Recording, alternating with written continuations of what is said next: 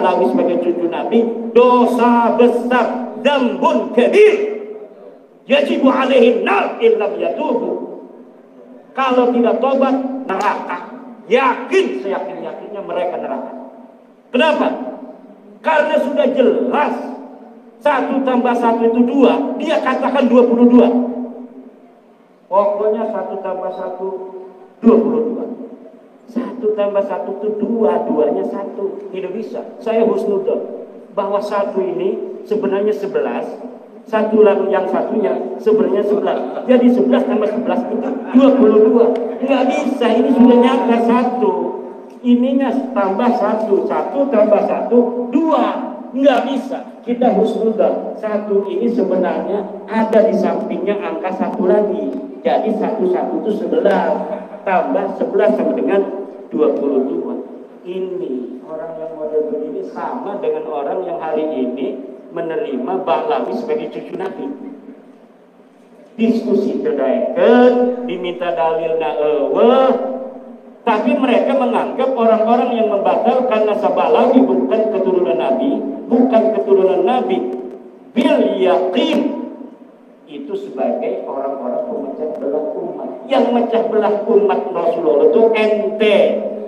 Yang bakalnya nanti di hari kiamat orang akan menjadi bingung, orang akan menjadi tidak bisa membedakan mana Imam Mahdi asli dan mana Imam Mahdi palsu. Jangan-jangan mereka tidak percaya adanya Imam Mahdi. Dikatakan di dalam ajaran Ahlussunnah wal Jamaah bahwa nanti di hari kiamat Imam Mahdi itu akan keluar dari mana? Dari keturunannya Rasulullah Muhammad sallallahu alaihi wasallam. Lah kalau sekarang ini keturunan palsunya kita biarkan, bisa jadi keturunan palsu ini yang akan mengaku sebagai Imam Mahdi di kiamat nanti. Dan ini berbahaya buat persatuan umat Islam dikalau umat Islam sedang menghadapi Dajjal, menghadapi pasukan Ya'juj Ma'juj di masa depan. Ini luar biasa. Konsekuensinya berat. Husnudon kepada sesuatu yang jelas sudah nyata. La ibrata bil dhannil bayyini khata'un. Tidak bisa dihitung don yang sudah nyata salahnya. Balawi bukan cucu Nabi ini sudah nyata salahnya, sudah jelas terputus, kitabnya tidak ada, nasabnya bukan orang Arab. Kenapa masih menerima Balawi sebagai cucu Nabi? Kecuali mereka memang ingin menyakiti baginda Nabi besar Muhammad sallallahu alaihi wasallam. Kalau tidak, tolak sebelum mati. Sebelum mati masih saja membela-bela. Yukhafu alaihi su'ul khatimah. Yukhafu alaihi su'ul khatimah illam yatub. Liman qabila anna Ba'lawi min dirati Rasulillah yukhafu alaihi su'ul khatimah illam yatub. Tub halan, tub halan, tub halan. Insyaallah yukfarlah. Kalau tidak tobat bahaya itu. Kecuali belum ada dalil. Dulu orang-orang tua kita insya Allah masuk surga ya. Dulu sebelum tahun 2022 orang yang mengakui Balawi sebagai cucu Nabi mati mengakui Balawi cucu Nabi, insya Allah diampuni. Tapi setelah tahun 2022 siapa saja yang mengakui Balawi sebagai cucu Nabi kemudian dia mati dalam keadaan membela Balawi sebagai pengakuan sebagai cucu Nabi, yukhafu alaihi su'ul khatimah. Bahaya urusannya ini. Kenapa? Karena memang sudah tidak ada celah sedikit pun bisa dikatakan Balawi sebagai cucu Nabi. Terayat. Tidak ada satu pun celah. Dulu yang pertama kali saya masih bisa mengatakan ini adalah penelitian bisa salah. Tetapi dialektika selama 2 tahun ini mengerucut pada suatu kesimpulan bahwa memang mereka ini betul-betul memfabrikasi dan menciptakan nasab itu di abad 9 sebelumnya sama sekali tidak ada. Ini, nah ini yang tugas kita di Jawa Barat ini adalah untuk memberikan pemahaman itu. Wah, katanya nanti memecah belah umat. Ya, Nabi Muhammad datang ke Arab Saudi itu, di Saudi, ketika membawa kebenaran Islam, ya tentu ada yang menerima, ada yang menolak. Yang menolak dari Bani Hashim ada Abu Lahab, pamannya Nabi. Yang menerima dari keluarga Nabi ada siapa? Hamzah, Abbas. Berperang mereka.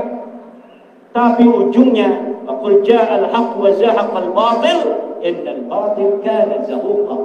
Yang benar pasti menang.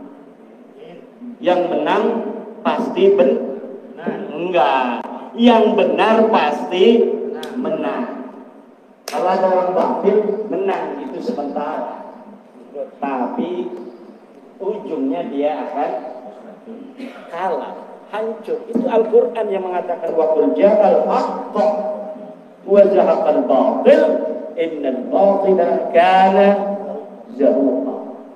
Ini yang harus ditanamkan kepada para pengurus Jawa Barat, pengurus wilayah, pengurus DPD, bahwa kita ini walaupun orang-orang lemah ilmu, lemah duit, tetapi tugasnya mirip sama Rasulullah, mirip dengan para sahabat-sahabat masa lalu, melawan orang-orang kufar Makkah, melawan orang-orang musyriki Makkah yang luar biasa. Mereka menguasai sumber daya di Makkah waktu itu, baik sumber daya ekonomi maupun menguasai sumber daya kepemimpinan. Tetapi Rasulullah munfaridan, sendirian saja pertamanya, dengan keyakinan yang luar biasa. Kemudian istrinya ikut, kemudian siapa? Imam Ali, ponakannya, bukan ponakan, sepupunya ikut. Kemudian Abu Bakar ikut, kemudian Sayyidina Umar ikut. Lama-lama kemudian banyak, dan akhirnya menjadi kekuatan di dunia hari ini yang paling tinggi dari sisi keyakinan kepada Tuhan adalah di antaranya agama Islam. Walaupun belum mayoritas di dunia ini, para dulur-dulur sekalian, Islam itu bukan mayoritas. Yang sekarang mayoritas adalah Kristen. Islam nomor 2. Nomor 2 itu Islam. Tapi pertumbuhan terbesar sejak beberapa puluh tahun ke belakang, diprediksi Islam akan menjadi mayoritas beberapa puluh tahun lagi. Ke depan itu kita bermusuhnya, musuh dalam tanda kutip, musuh di TikTok segala macam itu, bukan dengan orang-orang ahli kita. Kayak sekarang kan Ustadz Wafi itu debat-debat dengan orang Kristen, dengan orang Protestan, dengan orang Katolik. Masa depan musuh kita itu adalah orang-orang ateis, agnostik, yang mereka sama sekali tidak percaya kepada Tuhan. Di TikTok mulai hari ini, di YouTube mulai hari ini, orang-orang ateis muncul.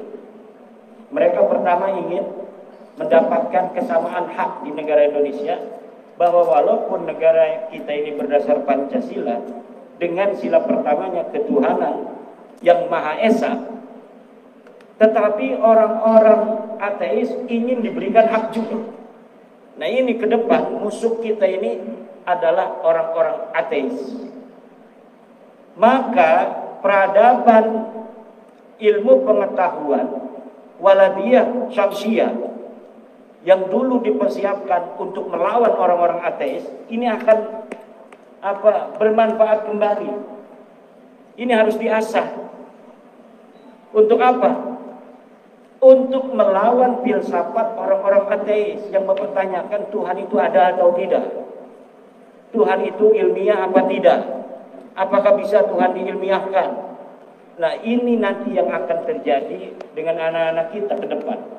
Mereka mempertanyakan kembali tentang zat Allah Seperti peristiwa 250 Hijriah ketika Abu Hasan Asy'ari, Abu Mansur Al-Maturidi melawan orang-orang ateis, Mu'tazilah melawan orang-orang ateis. Ini yang akan kita hadapi. Nah, sebelum kita menghadapi orang-orang seperti itu, maka kita juga harus memperkuat ilmu pengetahuan anak-anak kita. Bagaimana kita berbicara filsafat, bicara dengan metodologi waladiyah syamsiyah, dengan metodologi al-mungkin minad dhalal. Kalau tentang metodologi ilmiah saja santri-santri kita tidak ngerti. Kalau sudah ada dalil tentang batalnya Ba'lawi, maka Ba'lawi tidak bisa lagi untuk diterima. Tapi kenapa santri-santri kita masih ada yang menerima? Karena tradisi ilmiah ini belum biasa dikonsumsi dengan konstruktif dan kritis oleh santri-santri kita. Ini maka akan bisa untuk diprediksi pertandingan dengan orang ateis ke depan, santri kita akan kelabakan. Kenapa? Karena dengan teori filsafat ilmu yang sederhana saja, mereka tidak bisa untuk mengambil kesimpulan kebenaran. Kalau sebuah tesis, bumi itu datar, kemudian diketemukan tesis berikutnya yang mengatakan bumi itu bulat, maka dengan berbagai macam dalil-dalil yang kuat, tesis bahwa bumi itu datar itu hancur lebur dan tidak bisa diterima kembali. Sekarang kita sudah bisa untuk melihat bumi dari atas. Ternyata betul bahwa bumi ini bulat. Perdebatan masa lalu di tahun 1500-an Masehi, apakah bumi itu bulat, apakah bumi itu datar, hari ini terkonfirmasi bahwa memang bumi ini bulat. Maka sebuah tesis yang telah terbantahkan itu sudah tidak bisa lagi dihusnudoni. Bagaimana kita husnudon aja sih Abah? Katanya bumi ini datar, buktinya kita tidak melayang-melayang, tidak jatuh, ini ada di bumi. Tidak bisa bos. Karena apa? Karena kesimpulan ilmiah bahwa bumi ini bulat sudah zahirun bayyinun la yuraddu, yang tidak bisa ditolak lagi. Sama bumi bulat itu dengan kesimpulan Ba'lawi bukan cucu Nabi, yang tidak mungkin bisa dibantah lagi. Yang masih nerima akan terbantah sendiri oleh dirinya sendiri, hanya nunggu waktu. Nunggu kecewa aja sedikit ditempeleng sama Ba'lawi, dia akan sadar. Atau dia motornya dipinjem nggak dikembaliin lagi, langsung itu saya ikut Kiai Madudin. Tinggal begitu aja. Hanya butuh sedikit kecewa untuk muhibbin, insya Allah akan sadar. Hanya butuh sedikit kecewa saja. Dalil tidak ada. Innaka la tahdi man ahbabta walakin Allah yahdi man yasha. Nabi Muhammad kurang apa? Beliau adalah orang yang sangat dikasih Allah, Habibullah. Habib asli itu Rasulullah itu.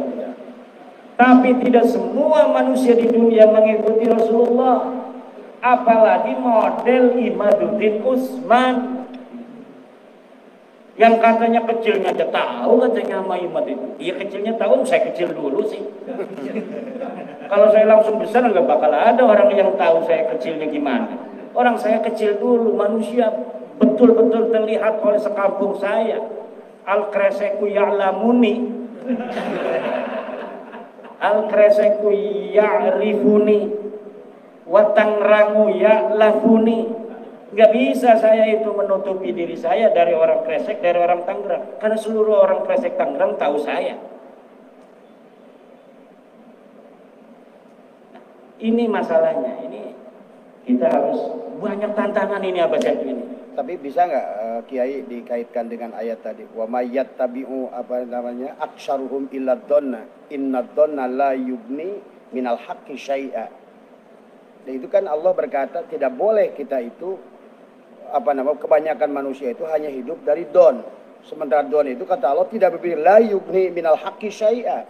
BKD selanjutnya wallahu apa namanya alimun di situ.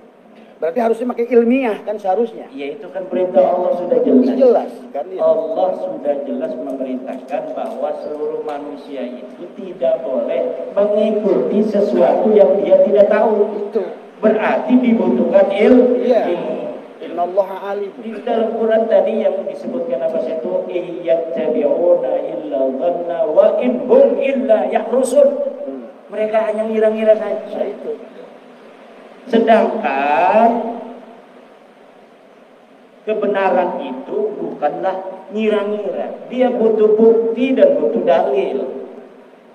Dalilnya ada atau tidak ada. Kalau dalilnya sama sekali tidak ada, misal memang di abad keempat ketika Ahmad bin Isa itu hidup, sama sekali nggak ada kitab yang ditulis, sama sekali nggak ada yang ngomong Ahmad bin Isa. Abad ke-5 nggak ada yang ngomong Ahmad bin Isa punya anak berapa, abad ke-6, abad ke-7, 8 tidak ada. Baru tuh, itu masih 50-50 tuh kalau ada orang ngaku-ngaku di abad ke-9. Tapi ini mah di abad 3-nya ditulis Ahmad bin Isa itu. Anaknya ditulis, di abad ke-4 anaknya ditulis, Ahmad bin Isa-nya ditulis, abad ke-5 Ahmad bin Isa ditulis, anaknya ditulis. Abad ke-6, ke-7, ke-8 semuanya ditulis. Tidak ada ubed di sana. Di abad 9 baru ada ubed, katanya anak Ahmad bin Isa. Udah jelas itu bohongnya. Tapi kunaon masih aya nu percaya. Husnudon Iya, husnudon. Iya, la ibrata bil dhannil bayyini khata'uhu. Tidak boleh dzan itu digunakan lagi apabila jelasnya salahnya sudah jelas. Ini salahnya sudah jelas. Kita misalnya nyangka Abah Setu itu tadinya asli Bekasi. Namanya Don ya boleh aja tinggalnya di Bekasi. Abah Setu Bekasi. Asli abdi mah. Karena abdi teu nyaho. Pas ngobrol jeung Abah Setu tah di kelompok abdi aslina cenah ti Sukabumi.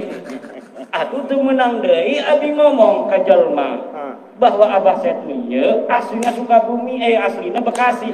Teu meunang deui kumaha naon teu meunang? Kumaha abdi geus nyaho elmuna langsung ti Abah Setu. Teu bisa husnudon deui. Teu bisa husnudon deui. Lamun tadina abdi can nanyakeun langsung ka Abah Setu, kumaha Abah Setu ayana di Bekasi, adidon bahwa Abah Setu ieu asli Bekasi. Dan naon-naon ngaranna gadon.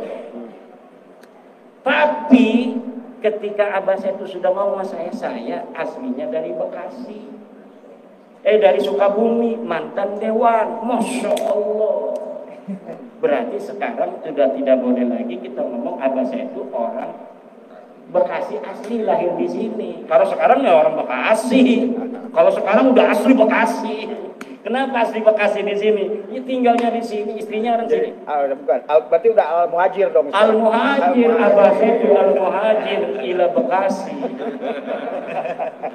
Dan ini kalau ada yang rekam, ini hari ini jadi bukti nanti suatu masa, suatu saat bahwa Abah Setu Setiawan As-Sukabumi summa al-Bekasi li'annahu hajara min Sukabumi ila Bekasi. Di sana tahun sekian ditulis. Nah, ini nanti sekarang sudah terpilih ini Abah Setu sebagai ketua baru dari PWILS Jawa Barat. Saya berharap adanya keterpilihan dari Abah Setu ini akan membawa semangat baru bagi Jabar, dan tolong ini yang baru 13 kabupaten supaya jadi minimal 20 kabupaten dalam waktu 6 bulan.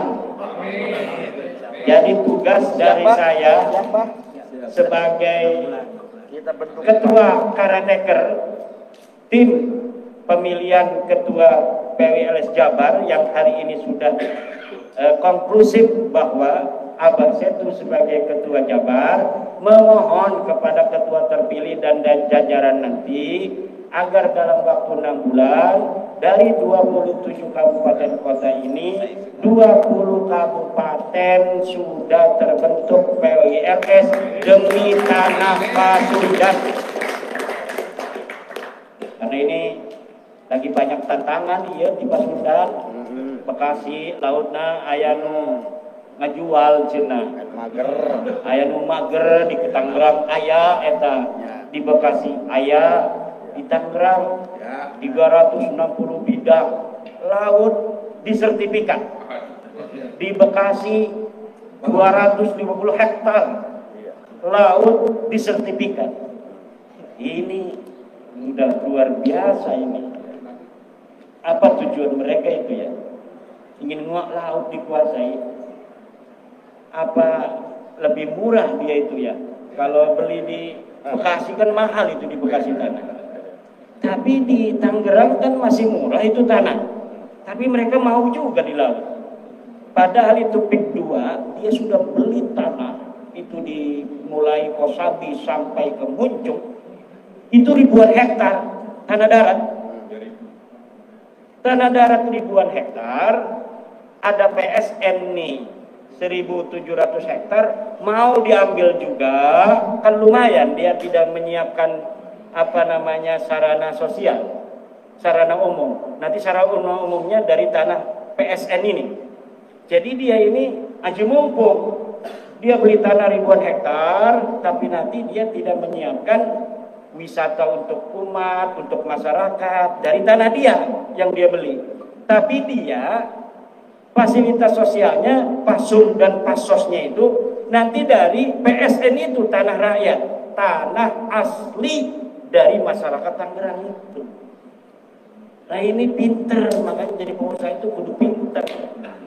Cuma sayang, ini dia sudah beli ribuan hektar di sawah itu di darat, PSN di tengah itu dikuasai, laut juga mau dikuasai.